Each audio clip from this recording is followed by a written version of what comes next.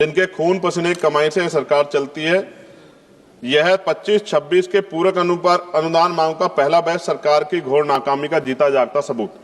कुल सकल अतिरिक्त व्यय 1.32 लाख करोड़ रुपए का, लेकिन वास्तविक नगद खर्च सिर्फ 41,455 करोड़, बाकी 90,812 करोड़ की कथित बचत के नाम पर छिपाकर हिसाब चुकता करने का खेल। फरवरी को मुख्य बजट असत्य और खोखला साबित हो गया। बड़े बड़े वादे किए थे, अब इमरजेंसी में अतिरिक्त पैसे मांग रहे हैं। यह कोई मामूली गलती नहीं बल्कि सुनियोजित लूट और जनता के साथ विश्वासघात है। हम जोरदार मांग करते हैं कि शून्य आधारित बजटिंग तुरंत लागू करो, सीएजी से स्वतंत्र और सख्त जांच करवाओ। सरकार को अपने अंदर झांकना चाहिए और अपने इन कार्यों पर लज्जा आनी चाहिए। सभापति जी, एससी, एसटी, ओबीसी को वैसे तो नुकसान नहीं पहुंचा पाई सरकार, तो निजीकरण का एक बहुत बड़ा खेल किया। और इंडिगो ने क्या किया? आपके पास कोई व्यवस्था नहीं थी कि अपने जो जनता थी, पैसेंजर थे, उनको कोई आवश्यक सुविधा उपलब्ध करा पाते। तो निजीकरण के आड़ में एससी, एसटी, ओबीसी को नुकसान करने के चक्कर में बहुत नुकसान किया और एससी, एसटी, ओबीसी के बहुत सारे पद रिक्त पड़े सेंट्रल यूनिवर्सिटी में, प्रोफेसर, असिस्टेंट प्रोफेसर के। रक्षा के पर 41,000 करोड़ से ज्यादा की मांग। विमान, हथियार, मशीनरी के नाम पर मनचाहा धन उड़ा रहे हैं। एचएएल में देरी के बावजूद काल्पनिक बचत दिखाकर हिसाब बराबर कर रहे हो। यह पारदर्शिता है या धोखा? गृह मंत्रालय का खर्च फट पड़ा है जनगणना, आईसीटी और क्षेत्रीय बैच के नाम पर, लेकिन मणिपुर में आज भी हजारों लोग बेघर सड़कों पर भटक रहे हैं। सुरक्षा बल तैनात है, लेकिन शांति और पुनर्वास कहां? यह दिखावा है या वास्तविक सुरक्षा? मानवीय संकटों को नजरअंदाज मत करो। दिव्यांगों को मजबूत करने के लिए कोई योजना नहीं बनाई। भ्रष्टाचार चरम पर। टेलीकॉम में बड़ी कंपनियों को जीवन रेखा देकर जब 1.2 करोड़ नौजवान बेरोजगार भटक रहे हैं, युवाओं के साथ छल क्यों कर रहे हो? युवाओं को किसके भरोसे छोड़ रखा है? युवाओं ने क्या बिगाड़ा आपको?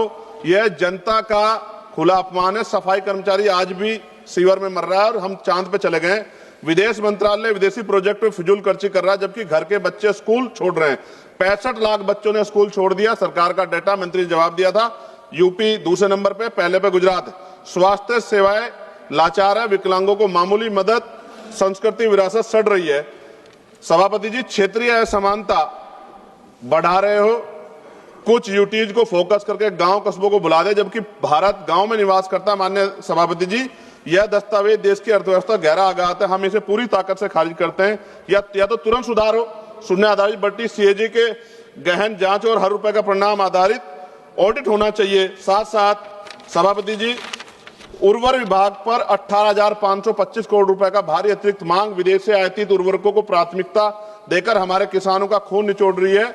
आत्मनिर्भर भारत का ढोंग रखते हो, लेकिन आयात पर निर्भरता बढ़ाकर मिट्टी को बंजर बना रहे हो। हर साल हजारों किसान आत्महत्या कर रहे हैं। एमएसपी की गुहार अनसुनी पड़ रही है।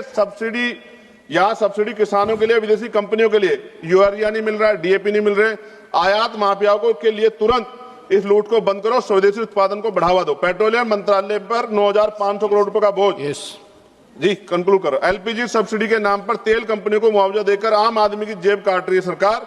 जब ईंधन कीमतें आसमान छू रहे तो महंगाई जनता को चले, तब ये करोनी कैप्टन का नंगा नाच क्यों? कॉर्पोरेट मुनाफे रिकॉर्ड तोड़ रहे हैं, फिर भी जनता के पैसे उन्हें बचाने के लिए क्यों? युवा आंदोलन कर रहा है। आज इलाहाबाद में आंदोलन चल रहा है। सभापति जी, पर 2-3 दिन पहले मैं एक विषय पर बोल रहा था, समय कम था तो अपनी बात नहीं पूरी रख पाया, लेकिन अपमान से हम लोग हारे नहीं। सभापति जी, आप तो सिंगल मेंबर हैं, खुद ही इस बात को समझते हैं। तो मैंने यहां जाके, मेरे साथियों ने कहा कि आपको कम समय दिया। मैंने कहा भाई, वहां संख्या आधारित है, हम लोग संख्या बढ़ाएंगे, हम लोग मेहनत करेंगे, संख्या बढ़ाएंगे। और मैं आपसे आग्रह करता हूं, हमारी फाइनेंस मिनिस्टर बैठी है, एमपी लैड बढ़ाया जाए। 5 करोड़ में विकास नहीं हो रहा है सर क्षेत्रों में, मैं आपको सच बता रहा हूं। सभापति जी, खत्म कर रहा हूं। विकास नहीं हो रहा है 5 करोड़ में, दिल्ली में 10 करोड़। और जब तक नगीना का विकास नहीं होगा तो देश कैसे विकसित हो जाएगा? नगीना के लोगों के बारे में सोचो। रोजगार की व्यवस्था नहीं है। धन्यवाद सभापति जी। जय भीम, जय भारत, जय संविधान, जय मंडल।